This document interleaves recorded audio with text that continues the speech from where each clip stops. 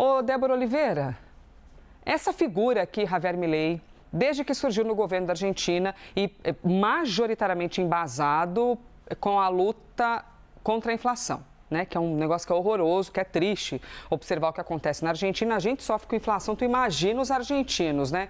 Com ela muito maior. 55%? Mas era pior, era 270%. É importante falar que, aliás, até eu tive a possibilidade esses dias, a Luciana Tadeu estava aqui na redação e eu peguei por ela, assim, pela mão, assim, me conta, porque ela está lá diariamente, então ela tem essa percepção também, essa realidade no dia a dia. E ela traz isso, né, que a percepção dos argentinos, pelo fato de chegar no supermercado, saber mais ou menos o preço que aquilo vai estar na prateleira, foi um dos ganhos, né, que ela relata, né, que a população sentiu com essas mudanças de Javier Milei. Muitas, claro, que não são favoráveis, especialmente pelo lado da pobreza no país.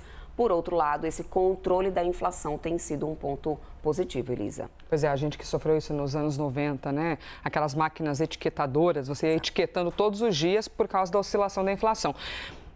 O que significa na prática, então? Vamos aqui projetar. Isso acaba fortalecendo essa vitória de Milei no campo legislativo, fortalece o desejo de reformas, tudo que ele quer levar adiante. E a gente fala de uma semana, ou uma mesma semana, ou últimas semanas, em que ele conseguiu 20 bi de Donald Trump, né? Para conseguir dar conta de umas contas. Ali importante, que foi o próprio Donald Trump, que, aliás, foi às redes sociais, inclusive, para poder elogiar a vitória de Javier Milei. Já elogiou a vitória? Já elogiou, já reconheceu, parabenizou, inclusive ele sendo realmente, declaradamente, esse cabo eleitoral de Javier Milei, o que internamente não soou muito positivo para Donald Trump devido aos problemas internos que os Estados Unidos têm enfrentado, paralisação das contas públicas, também a questão dos pecuaristas americanos que têm passado por uma situação muito difícil por lá. Nossa, sim. E a gente tem os Estados Unidos abrindo o comércio ali, aumentando cota de carne com a Argentina, ou seja, algumas movimentações que não foram benéficas para Trump a primeiro momento internamente, mas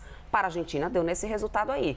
Essa vitória que vem agora, que apesar de, com essa vitória, a gente ainda não ter uma maioria declarada de Javier Milei, junto com os apoios que ele tem, ele consegue essa maioria. E isso é importante para que não tenha, nesse momento, a reprovação daqueles projetos. Lembra daquela lei ônibus dele, que ele queria sair cortando um monte de gastos, fez também um corte de salários, de benefícios sociais. Os protestos depois, né? Porque ele fez vários cortes e a galera opositora veio foi para a rua elétrica, como ele mesmo utilizava isso como um exemplo. Então, muitos desses projetos acabaram ali enganchados principalmente no Senado, Elisa. E por que era importante ele ter essa vitória nesse momento? É o que você falou logo no início, né? Todo presidente tem que ter ali um parlamento que ande aliado, ou pelo menos que tenha apoio para isso, porque senão você não consegue governar. A proposta econômica de Javier Milei é muito ousada, né? Essa coisa de você controlar a inflação, que precisava ter um controle do câmbio, o controle do câmbio que divide muito a opinião de economistas. Tem muita gente que acha que isso é sustentável, tem gente que diz que não, ao ponto que precisou agora de uma ajuda dos Estados Unidos para que isso ocorresse. Mas foi o que ajudou no controle da inflação, por exemplo, por lá. A máquina pública enxugar e muito, como ele andou enxugando. Mas, por outro lado, isso paralisa serviços básicos no dia a dia e vê um impacto, principalmente na população mais pobre. Mas, por isso, por trazer essa dicotomia tão grande, que acaba ampliando o discurso da oposição nesse momento. E essa vitória agora acaba sendo de extrema importância para que ele continue tendo condições de aprovar todo aquele plano que ele já tinha lá de trás, aquelas medidas que ele já queria colocar em execução lá atrás, a não necessidade de repasse de verbas para os municípios, diminuindo assim os gastos do governo e da máquina pública para que as contas da Argentina tenham confiabilidade para continuar a negociação com a FMI.